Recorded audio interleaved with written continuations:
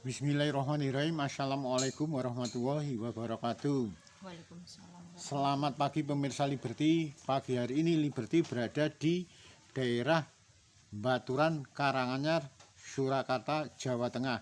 Kali ini Liberty bertemu dengan aktivis pergerakan tahun 98, yaitu yang disapa akrab dengan Mbak Wuri Baret. Untuk lebih jelasnya, kali ini Liberty langsung mau bertanya dengan beliau. Mbak, mau minta oleh-olehnya yang kemarin Mbak Wuri itu datang ke Bareskrim, itu ceritanya gimana, Mbak? Ya. Alhamdulillah, terima kasih pada media Liberty yang telah istilahnya menghubungi, menyambangi saya. Bahwasanya kemarin kebersamaan saya itu sudah mendapatkan informasi dan selalu koordinasi dengan teman-teman pergerakan yang ada di pusat. Bahwasanya waktu itu memang betul adanya saya mendampingi mengawal keberadaan dugaan ijazah palsu Jokowi yang telah digelar di Bareskrim. Ya, di situ ada beberapa tokoh yang memang dan tim ahli yang berkewajiban dan layak diperhitungkan menjadi tanggung jawab beliau-beliau ini. Terus hasilnya dari pertemuan di gelar perkara di Bareskrim kemarin itu hasilnya apa, Mbak? Setelah kemarin saya dan beberapa teman-teman tim ahli seperti Pak Roy Suryo, Dr.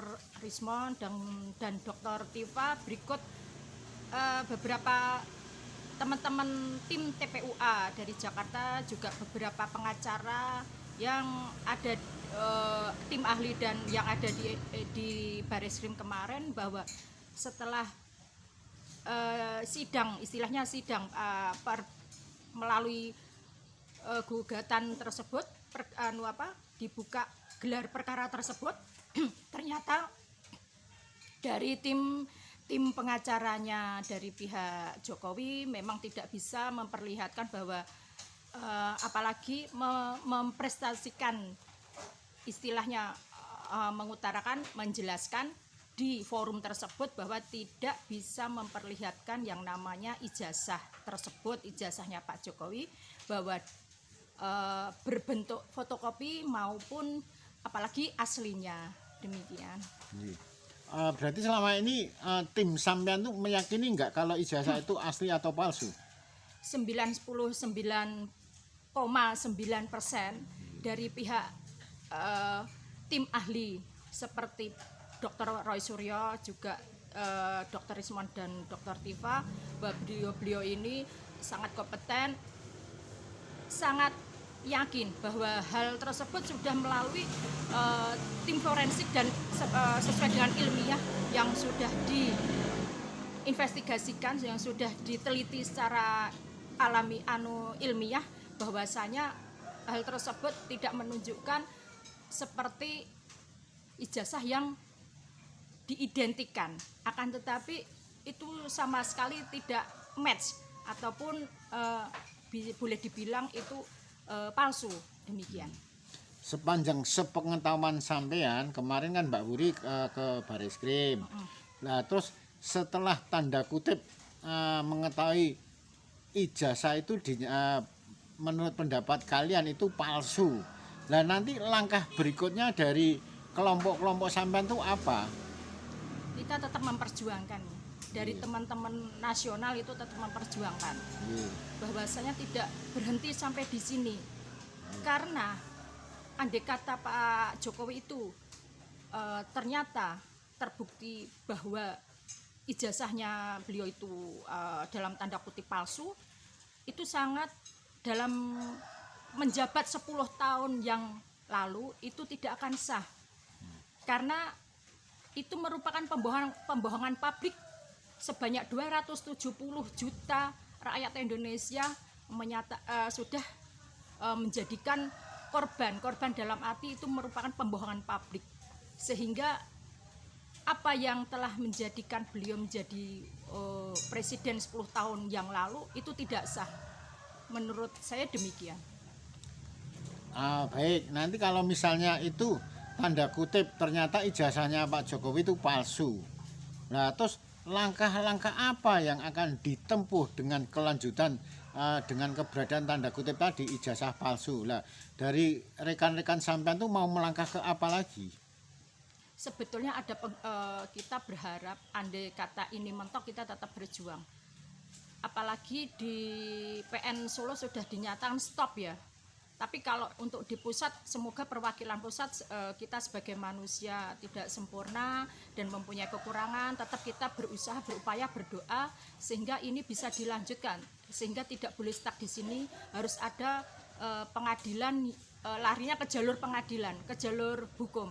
Entah itu seperti apa, karena Barreskrim sepertinya nanti menunggu ini ya aba-aba, dan saya berharap Barreskrim tidak dimanipulasi oleh orang-orangnya yang berkepentingan seperti dimanipulasi oleh sekelompok orang-orang boleh dibilang tangan panjangnya Pak Jokowi.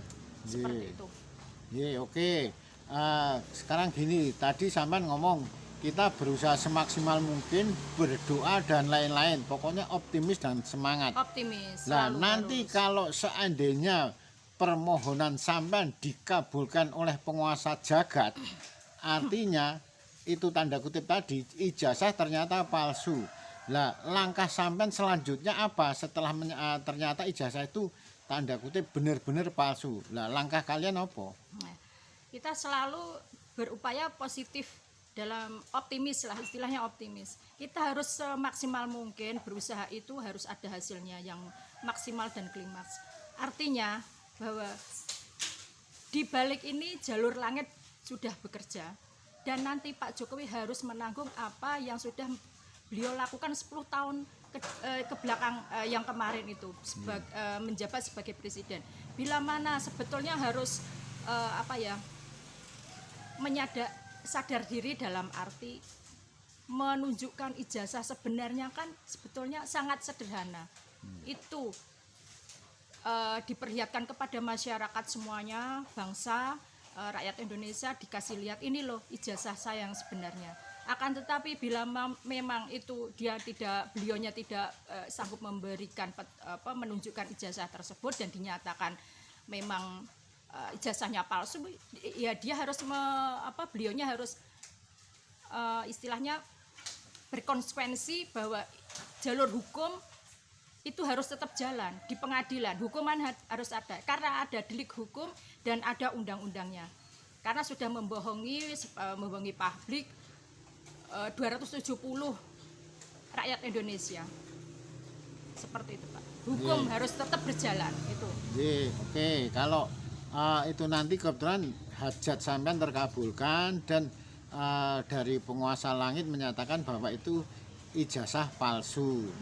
Terus konsekuensi hukumnya lah, menuntut nggak sampean misalnya kekayaan yang lain atau hasil uang yang tidak jelas, lah ini sampean tuntut nggak? Jelas. Saya sebagai bangsa Indonesia, rakyat Indonesia, terkhusus saya sebagai orang Solo juga, dari Jawa Tengah, di mana berangkatnya Pak Jokowi dari Solo juga. Artinya apa yang sudah menjadi hutang negara setotal 21.000 triliun itu merupakan efek dampak dari pembohongan Pak Jokowi tersebut. Untuk itu Pak Jokowi harus mempertanggungjawabkan hutang yang setotalnya 21.000 triliun tersebut harus dikembalikan, karena dengan dampak tersebut kita sebagai rakyat ya, apalagi nanti ditanggung semua hutang-hutang itu kan ke negara. Otomatis yang menanggung tidak negara, justru anak cucu kita yang menanggung dengan lewat membayar pajak-pajak yang bisa dalam tanda kutip dipertanyakan. Pajak itulah semakin ditingkatkan sehingga rakyat Indonesia ini semakin berat di situ. Kehidupan sudah berat, sudah susah, yang kaya menjadi kaya, yang miskin semakin tertindas, dan itu harus harus diberantas dan harus diminta dikembalikan lagi kepada rakyat Indonesia, kepada masyarakat Indonesia.